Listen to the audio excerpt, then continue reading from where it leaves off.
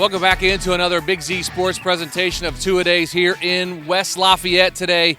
Thanks to Claxton Communications and Amici's Pizza on Kirk Street here in West Lafayette. Their pies are made fresh daily, big city taste with small town price. Joe Geckler, Nick McWilliams, and of course head football coach John Slusser joins us here this morning. And Nick, I'll come to you first. Obviously, the season didn't end the way that the Ridgewood Generals wanted it last year. They finished the season to a loss to Ironton. But, man, what a great season they had and a lot to build on this season. Well, absolutely. I mean, it's always the old adage that in every division, only one team goes home the winner every single year. So to get that far in the playoffs is obviously a great building point. I know Coach Slusser right now is looking at me thinking, no, we want to go all the way. But going through some of that adversity that they had to, an injury to Gabe Tingle and going up against a very tough defense in those Ironton Tigers, so many things to build off of, though. When the fact that you talk about having that one loss, that's got to be something that you really smile upon and you can look back on and realize all the different things that went well and build upon those for another successful campaign. Absolutely, and I'll turn to Coach Slusser now. Coach, you can talk about the way the season ended for you guys last year. Great regular season. You guys pretty much dominated the regular season schedule. You get into the playoffs and you do the same thing. You get up to a Wheelersburg game. Number 2 goes down, gets hurt. You guys persevere and get through that game and get on to Ironton. And you really played well against Ironton, but you come up short. Talk to us about how the season ended after you've reflected on it the last couple of months. Obviously, a lot to be proud of, but also disappointment. I really believe, as we've looked back on it, I believe we were one of the top teams in the state of Ohio. A lot of things have to fall right for everything to be perfect. We're not one of the teams like down, where people move into. We don't get a lot of that. We have to make do basically with what we have here, and you don't get that very often where you're an elite team. I'm very proud of the fact that we don't just win when we have a good class or something. I just was talking to you guys about this. We try to win every year, and our kids do a good job of that. But to get in a group like we had last year, where I really think we were one of the top teams in the state. To suffer the injury we did, really the night before. I know everybody thinks that it happened the week before, but what they don't know is that all week we thought he was going to be cleared to play. We did not find out till the team dinner the night before the game that Gabe was out. The doctors at the time thought he was going to be fine to play, and we didn't know the severity of the injury. So it was kind of a major blow within 24 hours of it. Looking back now after the game was played, it's really hard to watch because I think we had a chance to be very competitive that night. I say this all the time about Gabe. I think even if he hadn't played last year, I think we were really elite. I don't know if we would have lost even if he didn't play all year. But what Gabe does bring is when you play those teams like Ironton, he gives you the chance to win those. And that's what we don't win a lot of those a lot of years. People always said before we get to the playoffs, well, you lose to an Ironton or you lose, we didn't win a play. Well, we don't have that elite guy. And Gabe is that elite guy that gives us a chance in those games. For sure. Coach, we obviously talked about the loss in the field to Ironton to end the season, but you lost some really talented players from that squad last year. Goes back several years. You got the Linedeckers, the Bethels, and now the Prater boys. Do you have any more defensive linemen coming up that are going to dominate the way those guys have? We don't have any like the Praters. I've been so fortunate here at Ridgewood. We've had so many good players. It really makes it easy. But those two, they might have been we've had so many good players, and you guys, I've told you this before, I don't like to rank guys or say who is this and who is that because we've had so many good ones. And ultimately, the next group's always the best group or the best guy or this guy's the best quarterback or the best kicker. You hear that in pro sports. Nobody remembers 20 years, those guys are gone. It's now. So I don't like to rank people because I think it does a disservice to how great other people were. I will say this, the Praters, they were pretty good. We're going to miss them. Sure. But we're also going to miss J.J. Durr. We're also going to miss Deontay Brandon. We're also going to miss Curtis Ferry and Javen Belton. And I know I'm missing some of the other guys. Ethan Stroup was at the Air Force Academy. Just so many great guys, and I probably just missed some there. That's why I hate naming names. But we're going to miss that class. They were really good. Here's the good thing about Ridgewood football. There's others waiting to have their opportunity. We think we've got some other good kids that can step in and fill the role. Will it be like the Praetors? Probably not. But we might be here another 100 years till we see somebody like the Praetors come through.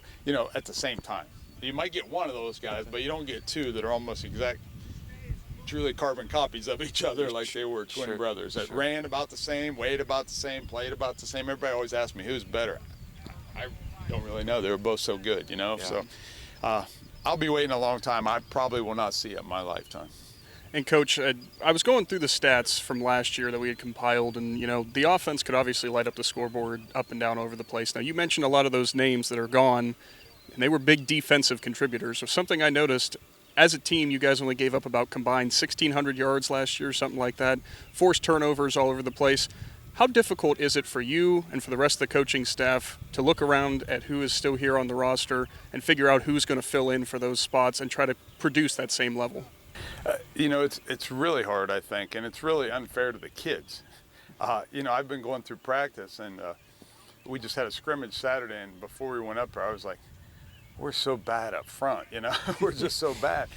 And we went and scrimmaged, and we did okay. Our kids battled, and they played great, to be honest with you. And afterwards, I'm like, maybe I'm comparing them to the guys I've had for 4 years, because really JJ and Zach and Bryce started basically all 4 years they were here.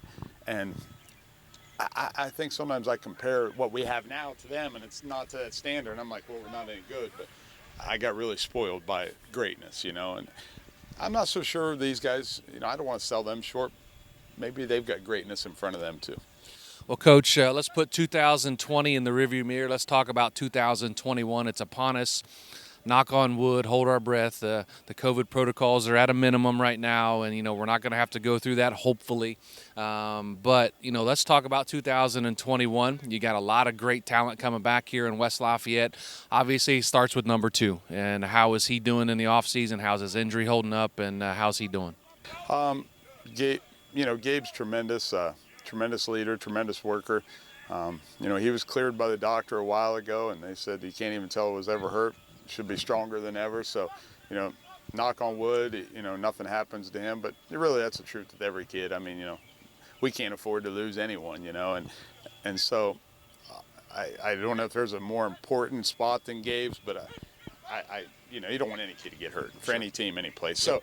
Listen, that's a risk we run every day. You see it in the NFL, you see it in college, you see it at every high school program around. You hope no one gets hurt. If Gabe's healthy, though, we know this. Gabe's a pretty good player. Sure. So, and he's the straw that stirs the drink. I've said this about Gabe, though, and listen, I think he's as good a player as I've ever coached. But I do know this. He's been blessed. He has good people around him. We return 3 nice running backs with him. Xavier Lamnick's really good. Keegan Millender's really good. Collie Smith's really good. We've got dudes around him. We think our receiving corps is as deep as we've had. We'll rotate 8 guys at those spots. Wow. And they're fast or athletic. Production-wise, we'll see. We'll see. But we know this: they're pretty athletic and pretty skilled. We returned 3 guys up front. Out of the 5. Offensively, we should be okay. We should be able to put up points. The question will be on the defensive side of the ball and if we're any good over there.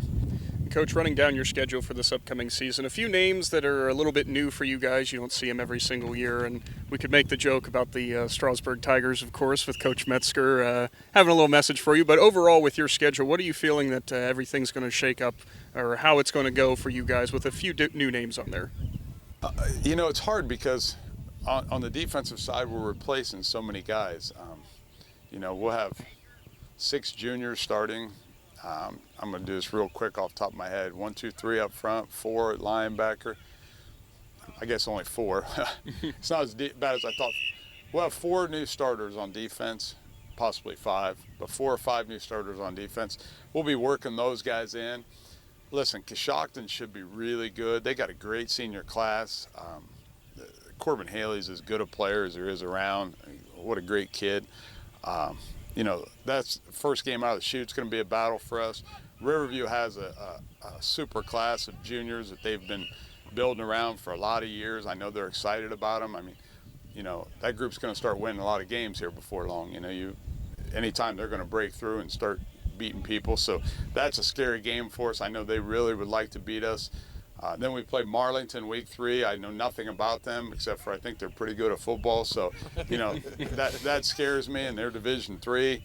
So it's going to be tough all the way. And then the IVC, we've had a run lately, but people think that we've walked through it. We have not. Indian Valley's battled us year in and year out. Garraway, I don't need to speak about them. That's always just a great, great football game, and I believe they're the last team to beat us in the league. So, they should be coming. Their junior class is extremely good. Their sophomore class is extremely good. I know they've got JD in the senior group, so they got dudes too, and it's just going to be a great year. I just don't know where we fall because I haven't seen enough of our guys play yet. In the scrimmage the other day, we struggled with some spots, that we knew we would. And we've got to fix them. We've got to fix them and get better, and that's what all coaches are trying to do at this time. And hopefully we build on what we did this weekend and get a little bit better against Zanesville Friday night. Well, Coach, as always, man, thanks for letting us come to West Lafayette, enjoy some Ridgewood football, take in some practice, get to talk some football with you and spend some time with you and the guys here in West Lafayette. We appreciate the access you give us and allow us to cover you guys each and every week and calling us on our post game, even if you're not very good, as you say, every Friday night. But, Coach, we appreciate it, and best of luck, and we'll talk to you again real soon, I'm sure, after week 1. I appreciate it, guys. Have a great day. That's John Slusser joining us here on our Big Z Sports 2-A-Days. Thanks to Amici's Pizza here in West Lafayette. And, of course, our main guy, Casey Claxton with Claxton Communications. So we appreciate Casey and what he does for us. And, of course, I'm Joe Geckler along with Nick McWilliams. We'll see you next time around.